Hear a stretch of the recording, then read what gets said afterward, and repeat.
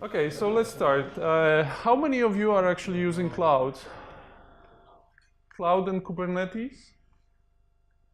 Virtual machines, like hosted virtual machines, not like in the cloud? Okay, cool. So you don't know the project and you are using that mixture of technologies, then it may be actually interesting for you, hopefully. So let's start. This is the agenda and a couple of things that I would like to share with you. So today I'm going to talk about project which is named KubeVirt.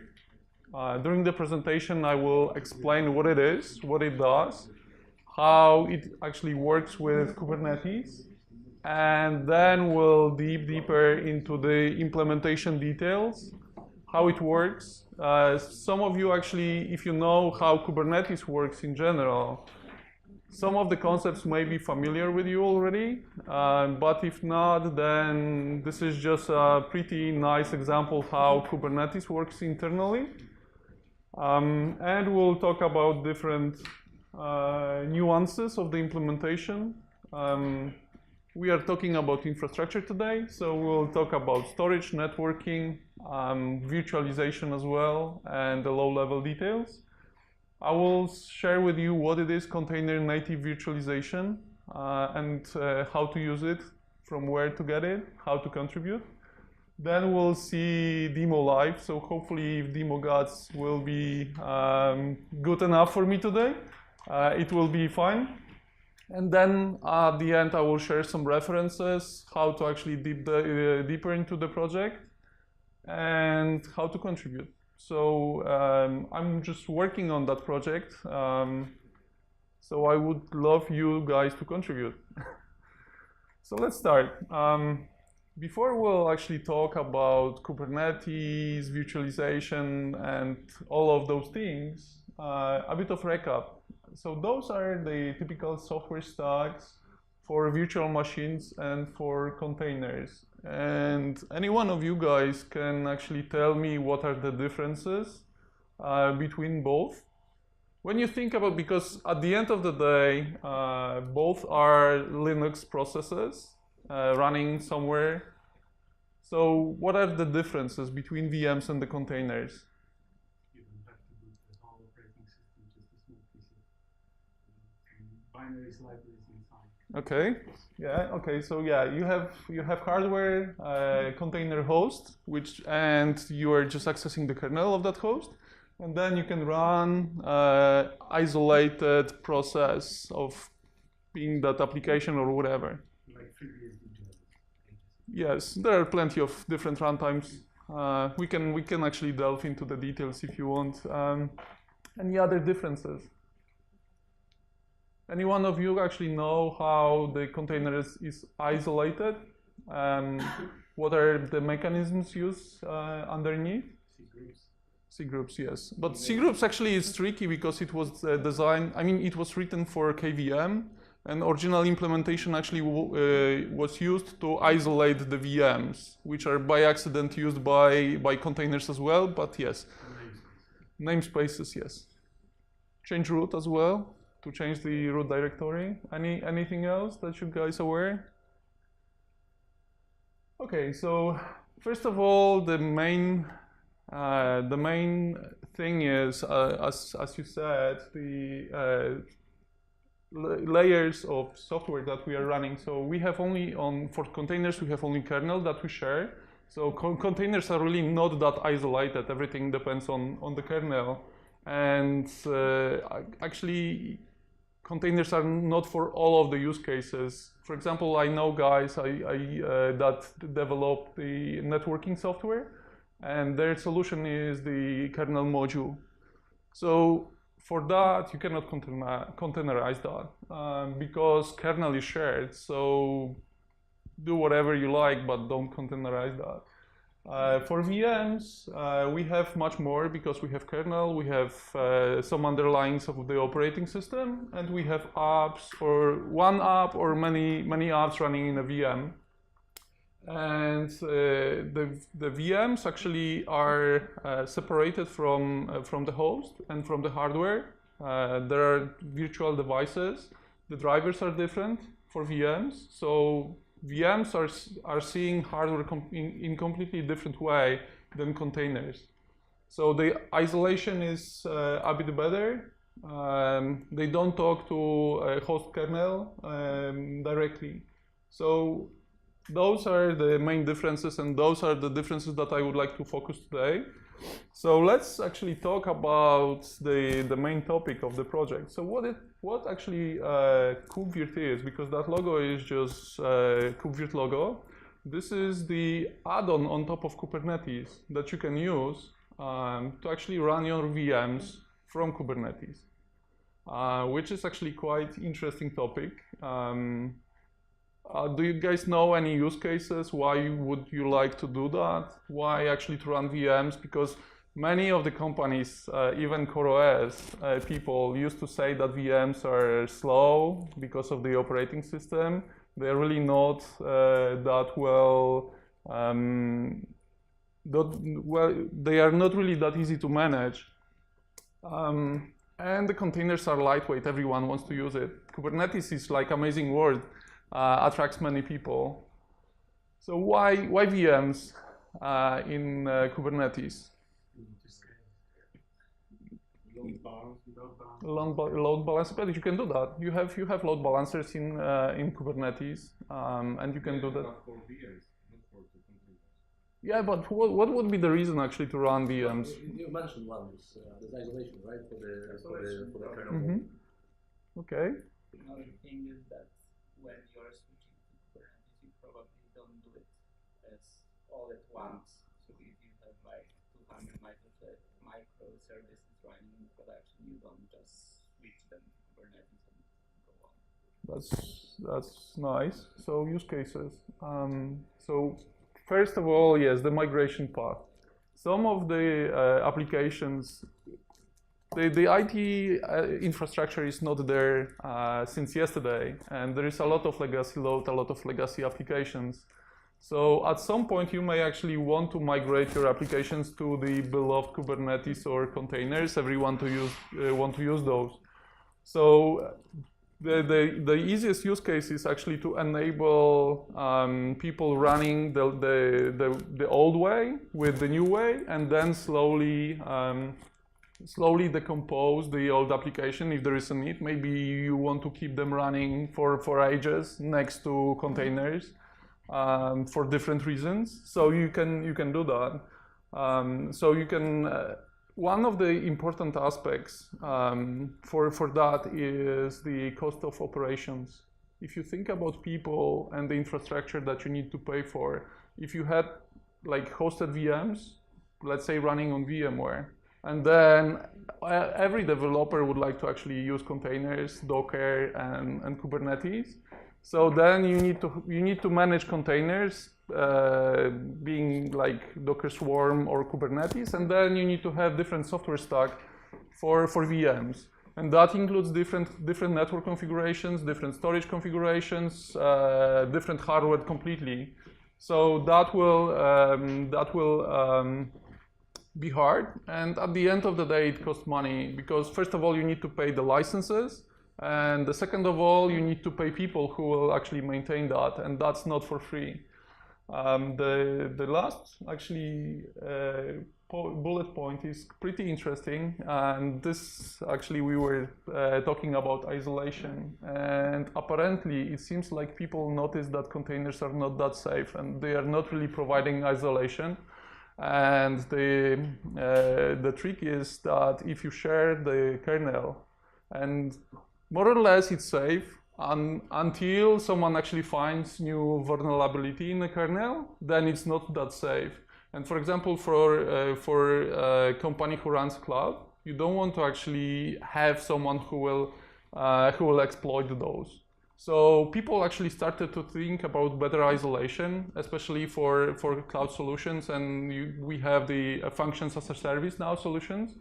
So better isolation is crucial. That's why there are a couple of attempts to re-implement runtime. One of those is Kata containers, which is at the end of the day is just a lightweight VM guys from Intel actually spend significant amount of time to make sure that the containers the VMs are as fast as containers, and they boot as fast as containers, but they are better the isolation is better because it's a VM at the end of the day, but it acts like a container. So that's Intel guys. gvisor is from Google, so they actually came up with completely different way of isolating, which is they created a user space kernel written in Go. So whatever container is actually talking to, it's talking to that specific gvisor kernel, which is also isolated from the host kernel. And this is just interesting trade-off, because you would think that Go is so high level that you don't want to actually implement a kernel with it. But they did it, and it seems like it's working for them. One additional one, the isolates. This is actually quite interesting. This is made by Cloudflare guys, and they are arguing that they function as a service solution. Is the fastest on the market in terms of latency, and the reason behind it is that they used. Most of us are actually using Chrome or Chromium, so they use the isolation implementation from Chrome. Which was used to isolate v9 JavaScript engine. And they are using that to isolate functions that they are running in their infrastructure. And thanks to that solution, they claim that there is like almost no overhead comparing to the solutions like Kubernetes, for example. And the latency for any functions that they provide is much better than any other solution there is on the market. And Firecracker, it's actually announced on last reInvent conference, which happened like a couple of weeks ago. And this is something that Amazon actually started to develop. It's just the hypervisor written in Rust, and that provides better isolation for, let's call them containers, but they are really lightweight VMs, and they call it mini VMs. To provide better isolation, and those are the solutions for the cloud providers. So those are the things that people are worried about. And adding to those solutions, you can actually take the old workflows and by actually running VMs and have a similar isolation or a bit better than those new projects, because one fundamental thing about the software, all of the virtualization is well proven. So people are using it for years. For example, KVM, the most used hypervisor, was contributed to Linux kernel in 2008. So a decade of software running in it. Okay, so let's talk about KubeVirt, what it's capable of doing. So we can actually, I divided this into 4 sections. You can see compute, networking. That's actually something interesting if you are guys using Kubernetes. You can see that someone who came up with the idea of having single network for everything. Okay, you can do it, yes. It works for a lot of guys. But that's mostly not enough. If you think about networking isolation, you don't want to have a network that is visible for everyone, simply. And that's a layer 3 networking, which actually prevent you from doing a lot of stuff, including like PXE or other things. We have a network guy who he works on KubeVirt as well. So if you have any networking related questions, he is the guy actually to talk to. So we have a couple of capabilities from the compute. You can read that, so I don't do that. We have a few interesting items from storage perspective that I would like to focus more a bit, because for containers, storage is actually quite tricky. Yes? Where is security on this slide? Because I don't see it. Security is implied. So you can see that, for example, from compute perspective, all of the all of the isolation levels and everything is just implied. It's just KVM based. So anything that KVM provides, it's there. From a networking perspective, adding that layer 2 networking and more complex, maybe not more complex, but more transparent networking between containers. So you can actually define containers or VMs. You can define networking, and then you don't have like a single network that anyone can talk to. So everywhere security is implied. It's not obviously on this slide, but that's really good comment. Thank you for that. Okay, so let's move on. So how it's built. So KubeVirt is built on top of Kubernetes, and we are using a lot of internals from Kubernetes. We leverage everything that Kubernetes provides. So we leverage the Kubernetes scheduler to actually place our VMs on the nodes. If you actually go with pod network, the only network available in Kubernetes, you can use ingress functions, service and routes that are there, or network policies. Everything works for VMs as well. If you go with the L2 networking, which I will talk briefly about, you don't have that, but that's obvious because those are implemented as a side containers. So you won't have that. From a storage perspective, we are using the well-known abstractions from Kubernetes, like persistent volumes, persistent volume claims. We use storage class provisioners. No difference whatsoever. So you manage containers and VMs exactly in the same way.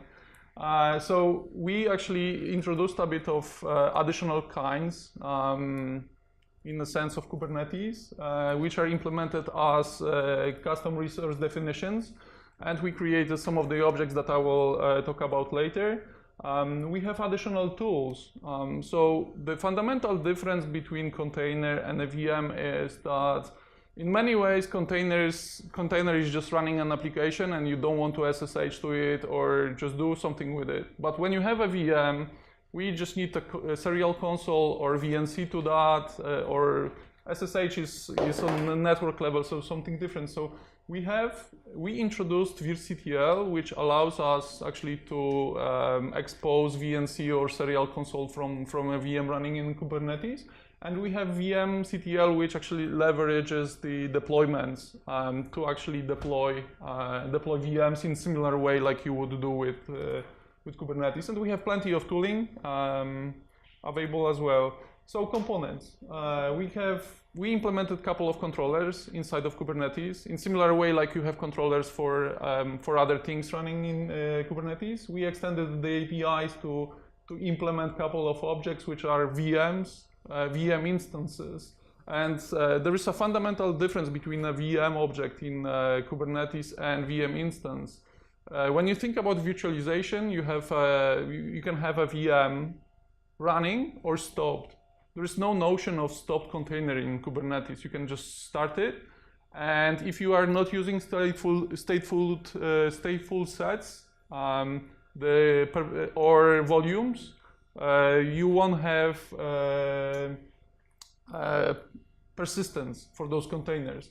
So we introduced two objects to actually distinguish between something running and something being stopped. So VM object is VM being stopped, so you have all of the configuration devices, anything that you would like to have for that. And VM instance, which represents actually VM running object. We have virtual machine replica sets, so we can do exactly the same thing like with containers.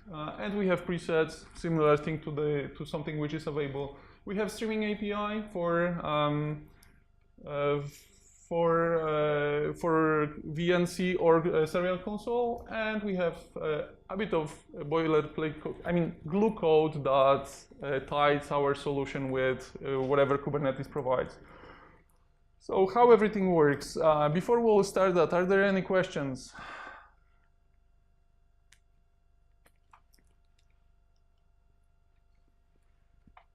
Okay, so let's talk about the internals, and more or less Kubernetes actually does similar things for pods when you deploy that. So we have a couple of objects that we implemented here. So we have a Virt controller, which is specific to our needs, and the Virt controller actually watches for any objects, VM or VMI kind, that are created, updated, or deleted. So typical flow for Kubernetes. We have a daemon set which runs on each and every host, which is actually handling the VMs that are being created, any potential changes, state changes to the VMs. And we have every pod that is created as a VM, because at the end of the day, the VMs are running in the containers.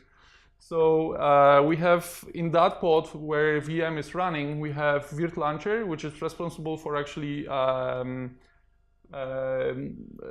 running and dealing with all of the VM level details, and I will talk about that in a sec. And we have libvirt and KVM module that we use. So at the end of the day, we have QEMU process or number of processes depending on the configuration that are running inside of the container. So let's talk how everything works. If you have any questions, just feel free actually to ask. So at the beginning, what we do, we use kubecontrol, and we post a manifest with VM definition. Then actually API server accepts that. We have our hooks in mission control. So when the manifest is posted, we actually validate whether everything is okay, and we persist it to etcd. So that's exactly the same thing like you have with pods. Next.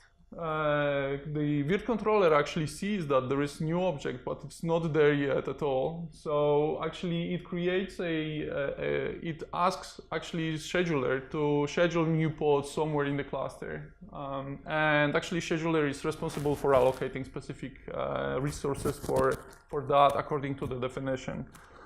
And after that, the scheduler actually schedules the VM pod on specific node, and inside of that pod, the VM launcher actually starts, and it actually creates a file in that way. Like we use that for a readiness check, and for once that's done, the spec of that pod is updated.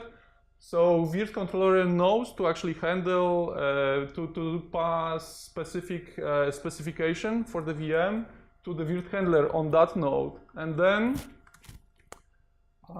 okay, so I actually was a bit faster. And then Virt handler actually passes that spec to Virt launcher. And Virt launcher actually translates that to DOM XML, which is understood by libvirt. And at the end of the day, we have a VM running inside of the container. So this is the entire flow. And the question for you, what are we missing in that flow? There are two actually important things from VM perspective, because at that level, pods are really nicely running and no one cares about anything. So all the resources. So in terms of memory and CPU, they are allocated. Those are part of the spec, which I will show you during the demo how that looks like, and there is almost no difference how you would do that for pod as well. What about the rescheduling? So if you are asking about node eviction, for example, or any rescheduling, for VMs, for VM pods, it works exactly the same way. There is tiny bit difference, because when you think about VMs, you can actually you can escape that VM from a node for maintenance reasons, for example, or for other reasons in two ways.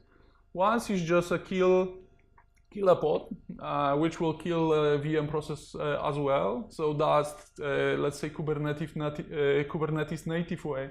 But there is additional method when you think about VMs, for example, VMware or Ovirt or other solutions out there.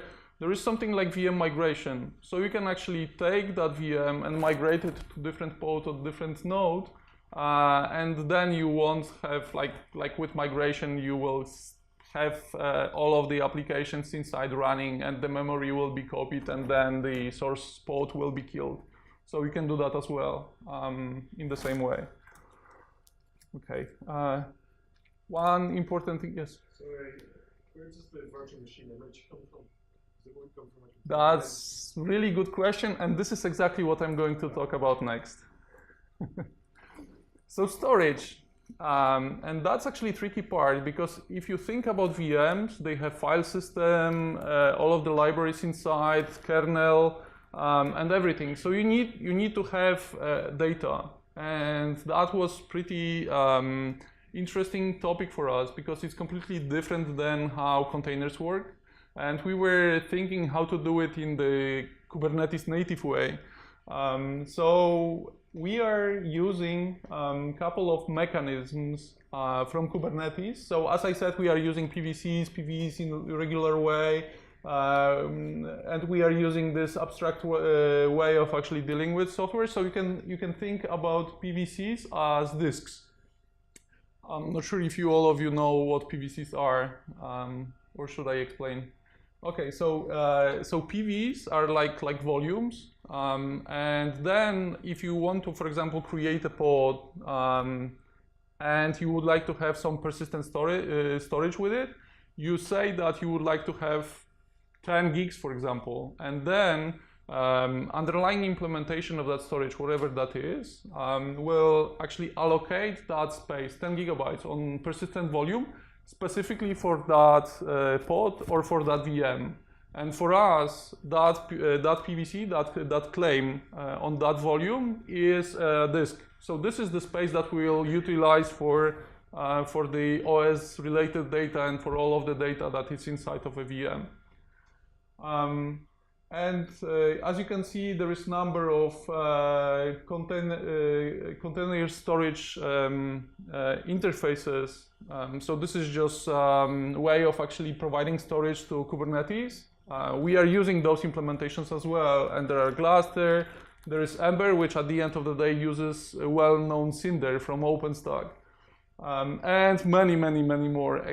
Many of the storage vendors, they have their own CSI providers. We are just utilizing for our purposes. They are the best tested solutions for us, which is Gluster and Ember, which at the end of the day is Cinder with Ceph underneath. So one of our assumption is that we would like to offload as much of the storage operations to the underlying CSI implementation. So for example, in the virtual machine world, you can think about snapshots, for example, and then operations on snapshots like creating snapshot, removing snapshots while VM being run, extending the size of the VM disk while VM, so everything live. Those operations we offload to the specific implementations. We don't care about those in the solution. And the easiest one, which I will use during the demo, is the container disk. So at the end of the day, you have typical container disk that you use, that you pull from Docker Hub or Quay, and we mount that container as a file system to the VM. And you don't need any CSI provider. It's much later in terms of actually getting up to speed with the solution. So how everything is imported, and at the end of the day, you need to have operating system and everything inside it. So data import is pretty interesting topic, which apparently no one thought about in Kubernetes at all.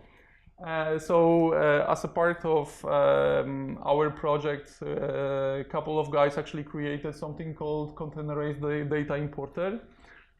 Which is responsible, actually at the end of the day, is yet another controller which actually watches for PVCs with specific annotation. And then, depending on implementation, you can use some tricks actually to get the data to that specific PVC, which I will talk about in a sec. But at this moment, I would like to talk about a couple of use cases for it. So we would like to actually import the data from somewhere, from S3 or from HTTP server available somewhere. There are plenty of OS level images that are available out there, so you can actually point CDI to fetch that specific image to your VM running in Kubernetes. Some of the things quite common from virtualization. solutions are you have a disk that you created, everything is pre-configured, you just want to clone that disk and use that as a source for many of the VMs. So that's yet another use case for that, or you can use other things to import, like tarballs and things like that to Kubernetes, even for your containers. So it was created, CDI was created in that way that is agnostic. You can use it for containers, you can use for VMs, and that's fine. Both actually use cases work. So in terms of cloning, we can use smart cloning, which is the underlying implementation for storage class provisioner, or we can use host-assisted cloning, which I will talk about in a sec, how actually it's being done. And at the end of the day, we can use file-based PVCs or block devices in the same way like you know it from virtualization solutions. So how everything works? We were talking about a VM creation flow, but we haven't actually covered any data import, and we assumed that something is there that will boot when QEMU process is created. So this is actually the way how actually to import that. So the CDI controller watches for specific annotation on PVCs. When that annotation is there, we check the place from where we would like to import specific image. Then we check whether actually the existing PV is allocated, because many of the storage class provisioners work in that way, that storage may be not allocated at all. And when you create a claim for specific storage place, then the underlying implementation actually creates PV first, and then binds that PVC to that PV. Once the PVC is bound, we actually mount that to short-living pod, which performs the import of the data to that PVC, and then that PVC is ready for consumption with one tiny glitch. Many of us would like to actually create PVC and VM definition at the same time, and VM will be created, but the import process may actually still happening, and how actually manage that. So we created additional abstraction over that just to ease that, to check whether the data is already imported, and if that's the thing, then we can actually start a VM, because we know that the file system is consistent within PVC, so we can do that. Are there any questions? Not going too fast? Okay, so yet another important topic from which is not really available in Kubernetes when you think about pods, is the networking. You have a single network that is visible by everyone. You can actually specify the services routes to actually get access to whatever you need. So from our perspective, we actually leverage two modes. One is the pod node, and that's actually something tricky, because Kubernetes actually governs how the MAC address and IP address are created, and we somehow need to actually pass that to the VM. So what we do, actually, Virt launcher, which sits actually in a VM pod, actually creates a bridge. And on that bridge, we actually start the DHCP server. And we scrap the IP address from a pod, and via DHCP, we serve it to the VM. In that way, all of the network settings from pod network are available to the VM. All of the DNS settings that Kubernetes manages,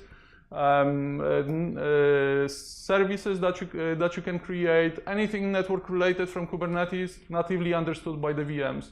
It's really nice solution, but there's one but. Any side containers that you have, you may want to have, are not visible at all. Because if you would like to ping connect to that specific IP address, you will go directly to the VM. The pod inside is completely not visible except of the VM. So that's a trade-off for that.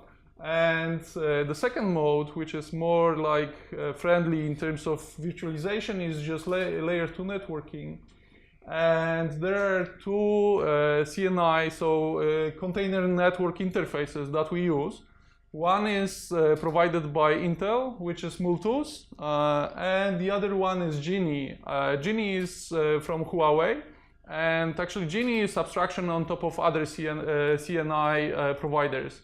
So you can use anything you like via Genie, and you don't need to care about underlying implementation. That could be Linux bridges, or anything you can imagine, or Cisco can create one. I think they already have it. So you can use number of CNI providers via Genie. So container native virtualization, what that is. So this is something that actually Red Hat sells. So that's group of all of those components that I talked. They are bundled together, shipped together with some of the additions, because instead of running on pure Kubernetes, this CNV runs on OpenShift. And I'm not going to talk about OpenShift and the differences between pure Kubernetes and OpenShift, because it's just way out of scope for this talk. So we bundle CDI. We actually use templating mechanisms that are there as a part of OpenShift for VMs. So you can define the templates. We have nice UI, which is based on OpenShift UI. So you can manage your VMs exactly in the same way like you would do for containers. From the same UI, look and feel exactly the same. Interesting one thing. If you have, for example, VMware cluster, and it's actually pain in the neck to use it and pay for licenses, we have Ansible Playbook Bundle, which runs Virt v2v inside. This is the library written in OCaml that you can import anything, any VM to KVM, for example. This is just main flow for us. So we are using it in an automated way for you to run from the UI and import your existing workflow from VMware to Kubernetes. Why not? And at the end of the day, as a part of bundle, we are using Ember, which is Cinder with Ceph underneath. Now, demo. Let's see whether demo gods are, yes? How does monitoring works in terms of VMs inside the pod? Okay, so that was something that I had on one of the slides. So everyone beloved monitoring solution that there is, it's part of CNCF, which is Prometheus. When you take a look at compute, we integrate nicely with Prometheus, and you can use it to collect any metrics from your VMs as well. No difference here as well. Okay, so like if you have some metrics for container, it's like the same for Yes, yes, you can use the same Prometheus, and you can actually correlate whatever you need to do with the data, with the metrics, to understand exactly how the loads are. And from us, it's pretty important, for example, for people to use heterogeneous infrastructure as title of my talk. So you can have containers and VMs serving exactly the same traffic, and then you can use metrics collected by Prometheus to understand exactly what's going on in your infrastructure. So this is just a native way to have something running in a set of containers and set of VMs using exactly the same infrastructure and managed in exactly the same way. So did you try like running exactly the same like kind of load against the same application, against the VM running as a pod and container running as a pod? That's quite actually interesting question, and it depends on many depends on many things. Specifics of the application. For example, from virtualization perspective, we are capable of doing, for example, device pass-through. So you have no overhead in terms of virtualization at all. You can use directly the devices. So excluding the overhead of memory for operating system and everything else, there should be no difference or pretty tiny difference between running something in a VM and in a container. So, but that's pretty broad topic to understand actually performance of something, and you can optimize that in many, many ways. Interesting part, for example, is that we actually do expose some of the performance metrics that you may not really have those in containers. For example, CPU pinning. Not sure whether you can actually pin containers running in the pod. We can do that for VMs. So from that perspective, you exactly know which CPU cores you are utilizing for that VM. So there is less overhead for context switches and things like that, which may actually influence performance of your application at the end of the day.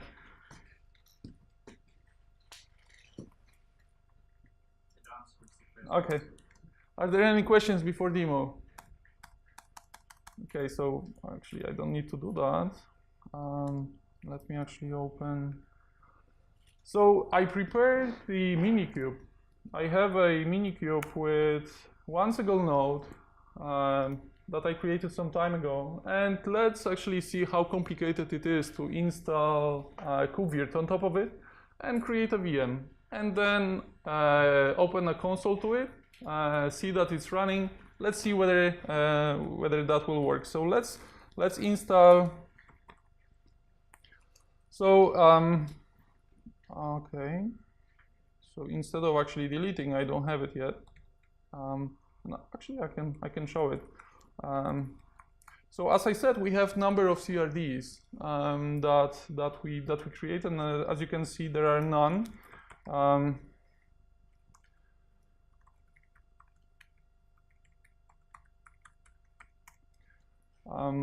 And there are none pods related to KubeVirt whatsoever. So let's actually now install. And you can actually download that manifest file from GitHub.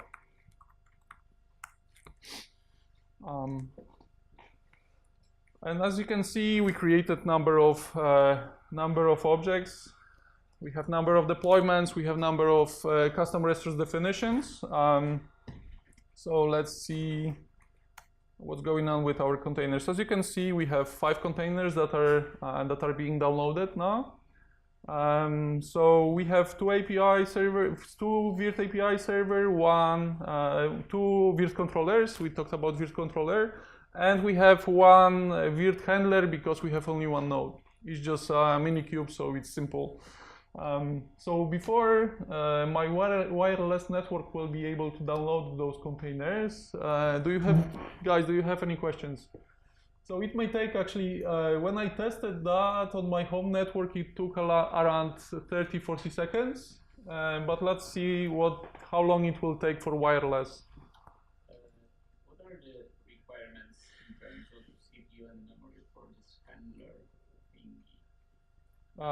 Actually, we did some. There is a bit of overhead because this is just yet another process that you need to run. For the handler, it's not that bad because it's like a couple of megs of memory that you need to have for Golang process actually to run on every cluster. The bigger overhead, but this is well understood as well, is libvirt and QEMU. As it is, and usually it's like 20, 18 megabytes over the loads that you have in the VM. So that will be operating system and the application. So there is a bit of overhead that we need to actually accommodate for. And with those, like, because you said you're utilizing Gluster for like providing storage. Yes. Purpose, and does it require any other daemon set running on the nodes? So that's specific CSI implementation, and we haven't actually measured that, to be honest. But you can, if you don't like Gluster, you can use even host local storage, and that's fine as well. Assuming that you are fine with losing your state if you lose that node. What I meant is that if you're using node root, for example, or C, you are running some kind of another daemon set running on every node to be able to attach, for example, root PVC or C PVC to any node. So if you are using some custom CSI, is it another daemon set running on nodes, or is it included? So or that- handler is That depends on the implementation, and to be honest, I haven't looked into that. I'm not responsible actually for writing storage pieces. So if you like, I can come back to you with the answer. But I can ask specifically those people who actually work on that. They are part of our team.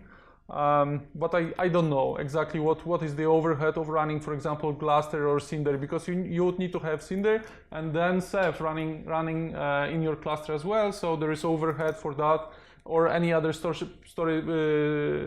provider.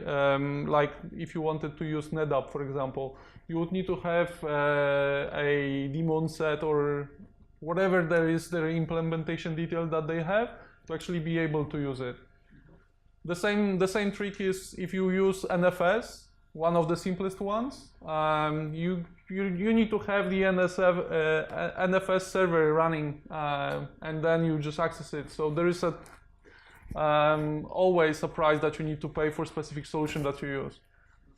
And is it possible to run this handler specifically on some pool of nodes instead of all? So like, let's say I have some group of instances that I would like as VM specific and only run your handler on those instances. We were thinking about actually being able to deploy that into a specific namespace, which actually, this is not really the answer to your question, because that's as isolates and you can actually still run it everywhere. So we haven't actually thought about that specific use case. So actually, you could just create a smaller cluster specifically for virtualization, but then you will have overhead of actually managing more than one cluster.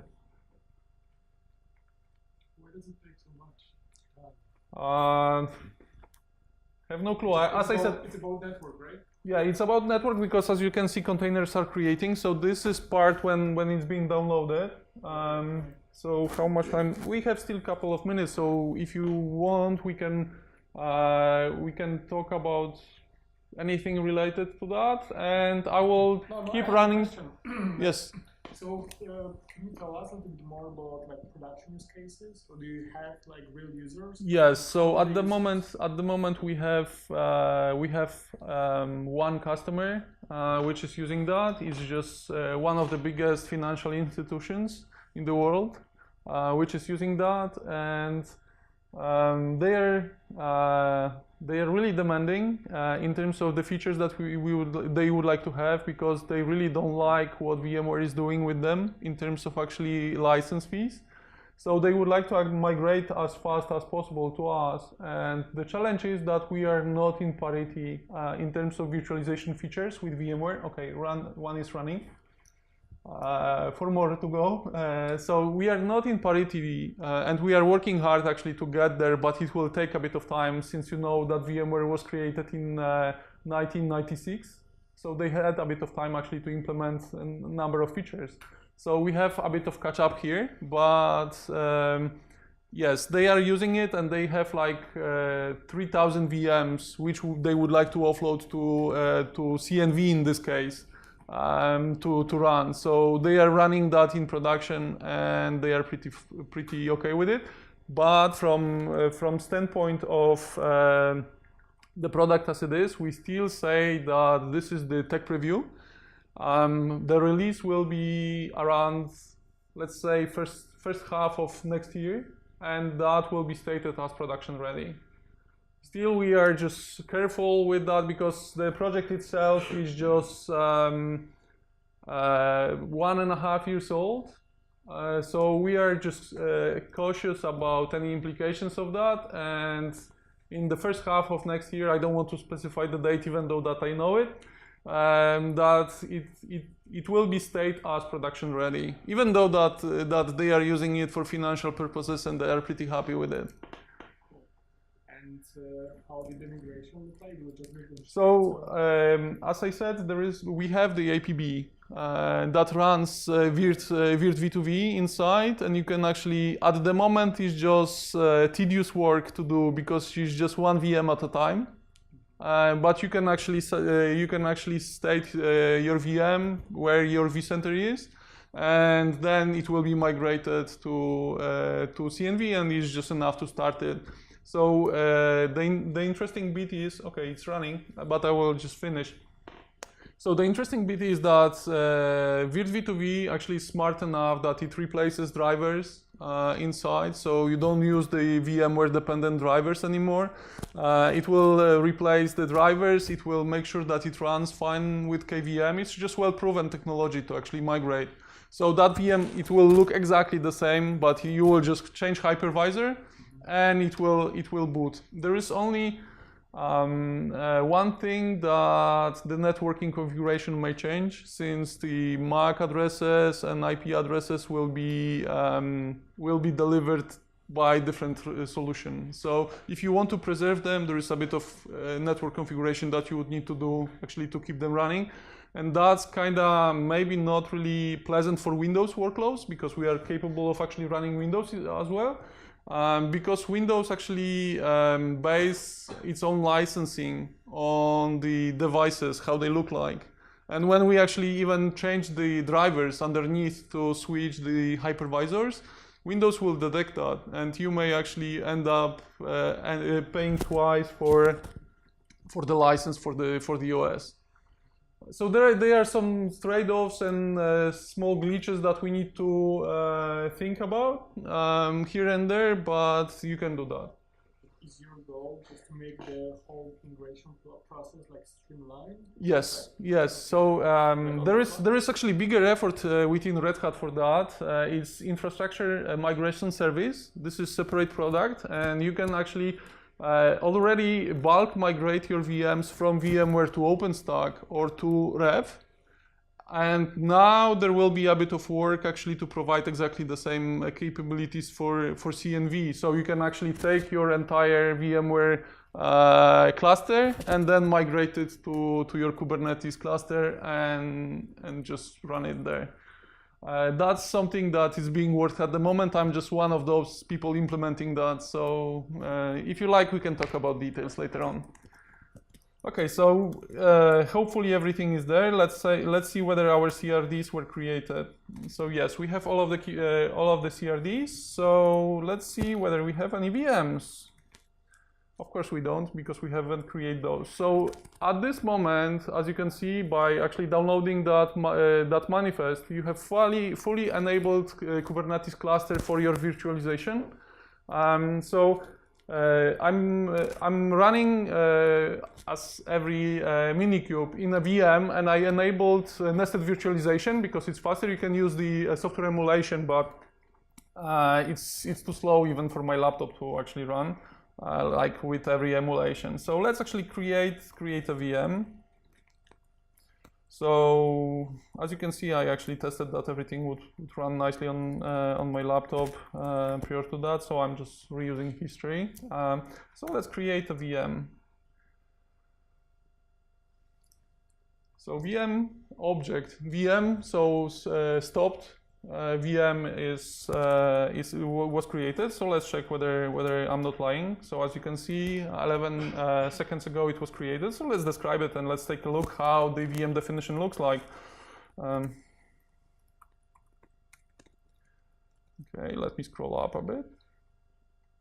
So this is something similar to if you would describe like typical pod in Kubernetes, you would get similar things. So you can see that we have this new kind virtual machine. We have number of metadata information, which is typical for anything managed by Kubernetes. This is actually quite important flag because it says that it's not running. So there is no QEMU process running in the VM pod. There is a couple of labels that we do. So this is something based on the VM presets in similar way like presets work for pods.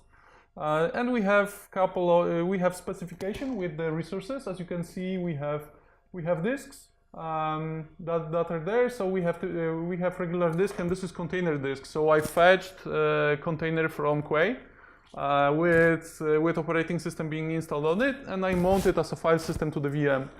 And we have Cloud Init, so you can, everyone loves Cloud Init when they use virtualization, so you can use it here as well. And here is the Cloud Init that you'd specify in your YAML file like you would do everything for Kubernetes. So YAML is our friend, even though that not everyone likes it. So as you can see, we have container disk, KubeVirt with 0 OS, and we are using tremendous amount of memory, which is 64 megs. So let's start it. There are a couple of ways actually to do that. If you love kubectl, you can actually patch the object to change the running flag, and that would work. But as I mentioned before, we created virtctl, which actually will do that in much easier way, because we say VM is being started at the moment. So let's take a look.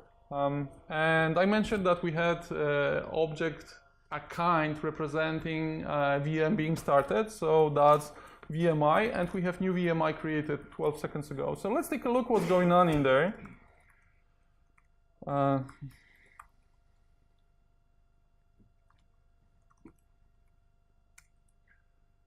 So we can see insufficient devices. Okay, so I know what that is.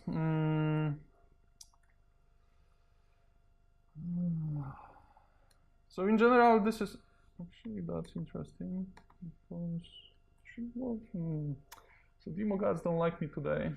In general, this is just a way of actually drivers for the networking that I use. So network cards that I use in Minikube VM, which actually are not those expected by KubeVirt, and that's something unfortunate. It's just specific to the to KubeVirt Minikube.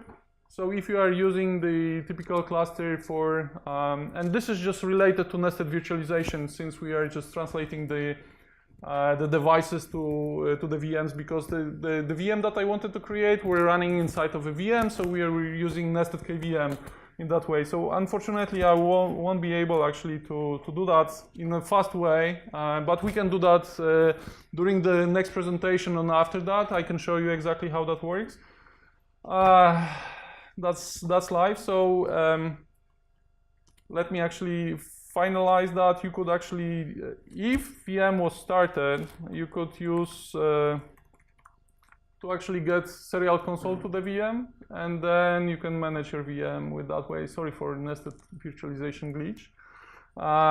One additional thing that I would like to share with you is a couple of information about the project itself. So you can go to the website and see how to set up the cluster for AWS, GCE, or Azure, or even your own local infrastructure, local cluster. There is all of the steps that are required to do. Actually, I could go with software emulation. Then the demo that I wanted to show, you can see all of the steps, how to create Minikube, what drivers actually to put in. Don't do that what I did. It's already there. You can actually talk to us at Slack. There is IRC channel, and we have weekly meetings. If you have any requirements like shared, some of the nodes only are enabled for virtualization. That's something that we can actually think about implementing. And one additional thing, since I'm just working on that project, I would like you guys to contribute if you like and you feel that it's interesting. There is a couple of actually issues that we have marked as good first issue. You can take a look. They shouldn't take long actually to contribute. You can see what it's missing. We are looking for contributors if you want to implement some features. Feel free to do so. We have some of the documentation which is always not perfect. So there are a number of ways that you can contribute to the project. So that's more or less everything that I had. If you have any questions. You have mentioned the live running VM migration. Yes. So that's a feature that you need to enable. There is a feature flag for that, because this is just a work in progress. There are issues like with networking that I mentioned, which requires solving. So it's not enabled by default, but you can enable it for experimental purposes and use it within your cluster if you want. So it's there. With some glitches, it will be running much better when we will release it, when we will state that it's production ready. So still a lot of things are being implemented since it's quite young project. If you like, you can use it. You can import VMs from VMware and then live migrate. Any other questions? What about other projects? The last time we met, you told me that there are some other projects similar to KubeVirt. Yeah, so I talked about them briefly, and those are more or less focused on the isolation. They don't aim the same. They don't aim to achieve exactly the same thing, because for us the main purpose is actually to run VMs in a Kubernetes cluster. For them is to give you the look and feel of a container with additional isolation on top. So like Kata container, isolates, Firecracker, gvisor, and many others. Actually, many of the companies are looking that typical container isolation is not that great. For many of the purposes it's there, but for cloud providers maybe not something that they would like to run in their infrastructure, so they are looking into that. So they are not really aiming to run VMs like we do. They do leverage virtualization and the isolation that was written for it, but the main purpose is not to run VMs, not to actually have that load running in QEMU process. For them it's more important that you have your whole infrastructure managed by Kubernetes, so you have the same kind of interface. Mm-hmm. Yes. So So at the end of the day, it's just a difference of a runtime. Like in terms of Kata containers, for example, you can use Kubernetes without Docker, which many of us actually are doing because Docker is pretty weak quality. So you can use Cryo, you can use Rocket, you can use plenty of different runtimes for your containers, and people are already doing that because Docker. All of us know the so-called features of Docker. So there are plenty of different runtimes and Kata containers, and all of those other solutions. They try to mimic the runtimes with additional layers of isolation to run the workloads in much safer way. The stuff which you described is basically the way how the Borg works. Yeah, that's the predecessor of Kubernetes in general, and all of the lessons that were learned inside of Google with Borg, they were applied to Kubernetes. Let's say that they were applied. Many of the things are still kept Google internal. For example, I know from different people talking that I talked to from Google, they have VMs running in Borg. They just don't share that with anyone. And what we are doing, we are just taking that concept and making it run with Kubernetes. So we kind of try to have the parity features with Borg. And I don't think that they will ever open source it or even use Kubernetes instead, because I was told by Google guys that Kubernetes is not that ready enough for Google actually to use internally instead of Borg, because they have plenty of different features inside. And I think that there's no the use case for Google is different. There's no scale for things like AdWords or anything like that. Mm-hmm. Nobody really needs anything. Yes. There are a couple of materials on YouTube. Yes. A lot of info. Yeah, you can even read the Borg paper and try to understand how they did it. Kubernetes more or less actually shares a lot of those ideas, but still I think that there is pretty good way to go to actually make Kubernetes a bit more ready for such loads like Google has. Even with the runtimes, like we talked about, being virtualization containers or containers with enhanced isolation, that's something which is still being developed, and many of the big players like Amazon, Google, Intel, and others are looking. And even Red Hat, as you can see. So one more time, I encourage guys you to contribute.